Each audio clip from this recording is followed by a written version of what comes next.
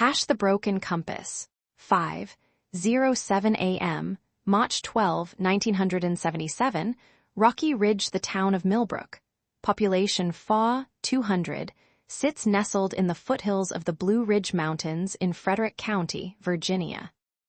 In 1977, it was the kind of place where neighbors knew each other's names, where the doors of the First National Bank were never locked during business hours, and where the most exciting event of the year was the Autumn Apple Festival. On the morning of March 12, 1977, everything changed. At 5:07 a.m., Deputy Sheriff Harold Briggs received a radio call from a truck driver traveling Route 7 near the Rocky Ridge overpass. The caller reported discovering a body in the shallow drainage ditch alongside the highway. Briggs, a 17-year veteran of the Frederick County Sheriff's Department, would later describe the scene as something he never forgot. The temperature that morning had dropped to 34 degrees Fahrenheit, and a thin mist clung to the valley, reducing visibility to less than 50 yards. The body, later identified as 31-year-old schoolteacher Margaret Ellen Carter, was found lying face down approximately 12 feet from her white 1974 Chevrolet Malibu, which had come to rest against a wooden guardrail. Margaret Carter had grown up in Millbrook, the daughter of a Methodist minister and a former school librarian. She taught 7th grade mathematics at William T.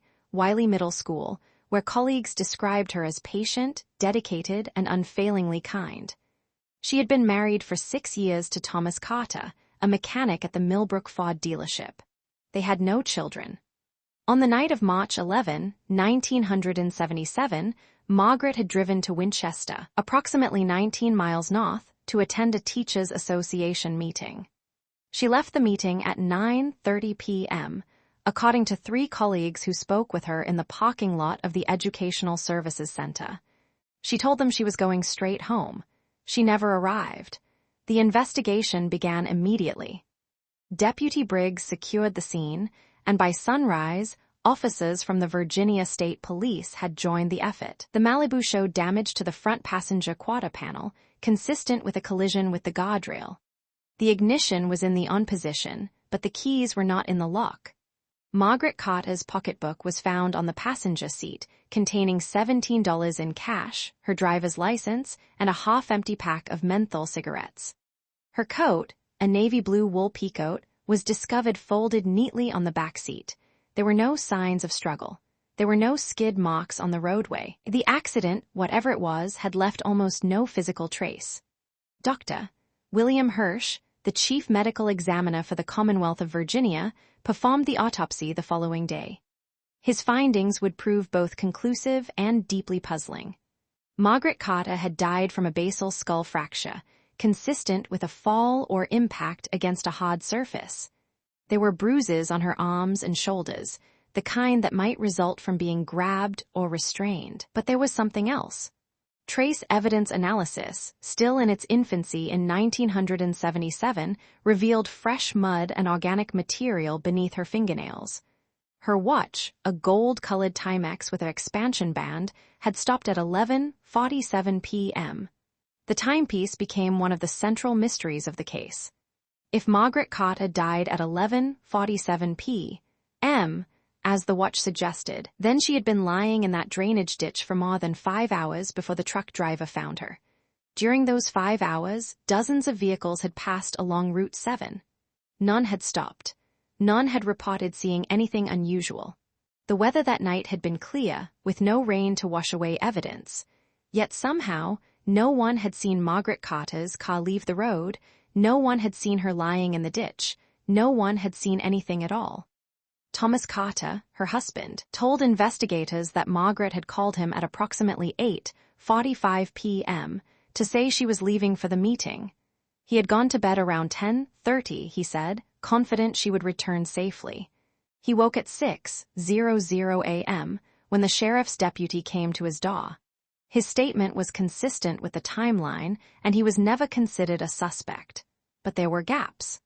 Why had Margaret left the meeting 45 minutes early? Why had she chosen to drive home on Route 7, a winding, less traveled road, rather than the more direct Interstate 81? And why, if she had been wearing her watch when she died, had it stopped nearly 2 hours before she reportedly left the parking lot in Winchester? Detective Sergeant Rita Sandoval, the lead investigator from the Virginia Department of State Police, pursued the case for nearly 3 years. She interviewed every teacher who attended the March 11 meeting. She traced Margaret's movements through the day, from the school where she had graded papers until 4:30 p.m., to the diner in Winchester where she had eaten dinner alone, to the Educational Services Center. The waitress at the diner remembered Margaret, she said, because the teacher had been reading a paperback novel and had asked for extra napkins. She seemed troubled, the waitress recalled. Preoccupied, but the waitress could not say with what. The case was officially closed in March 1980. The death of Margaret Ellen Carter was ruled accidental, the result of a single-vehicle accident. The bruises on her arms, Dr. Hirsch concluded, could have been sustained during the impact. The mud beneath her fingernails was consistent with the drainage ditch where she was found. The stopped watch was explained as damage from the collision. The case file was sealed and filed away in the basement of the Frederick County Courthouse, where it remained for decades. But questions lingered. In 1994, a freelance journalist named Peter Marlowe obtained a copy of the original police report through a Freedom of Information request. In his article for a regional magazine, he highlighted the inconsistencies. The stopped watch, the early departure from the meeting, the choice of route, the lack of skid marks. He interviewed Dr. Sandoval, by then retired, who told him she had never been satisfied with the ruling. "There are things that don't add up," she said. "There are things I've never been able to explain." Margaret Carter is buried in the Millbrook Methodist Church Cemetery, beside her parents. Her grave is marked by a simple granite headstone. On it, her name and dates are engraved, along with the words she taught us how to love. Every March, someone places a single white rose on the grave. No one in Millbrook knows who. The Malibu was sold at auction in 1978. The buyer, a farmer from Front Royal, junked it in 1983. The metal was recycled. The evidence, such as it was, no longer exists. What happened on that winding stretch of Route 7 on the night of March 11, 1977? Why did Margaret Carter leave the meeting early? Why was her watch stopped at 11:47? And in those 5 long hours before dawn, when she lay in that cold drainage ditch, was anyone nearby? Did anyone hear her? Did anyone stop and choose not to help? The road where Margaret Carter died still carries traffic along the Blue Ridge foothills. The Rocky Ridge overpass stands as it did then, concrete and steel, indifferent to the questions that remain. And in Millbrook, among those who remember, the story is told in whispers, passed down like an unfinished prayer. Some say she was running from something. Some say she found something she wasn't meant to find. Some say the truth is buried somewhere in those foothills, still waiting to be found. But the compass is broken, and the road leads nowhere anymore.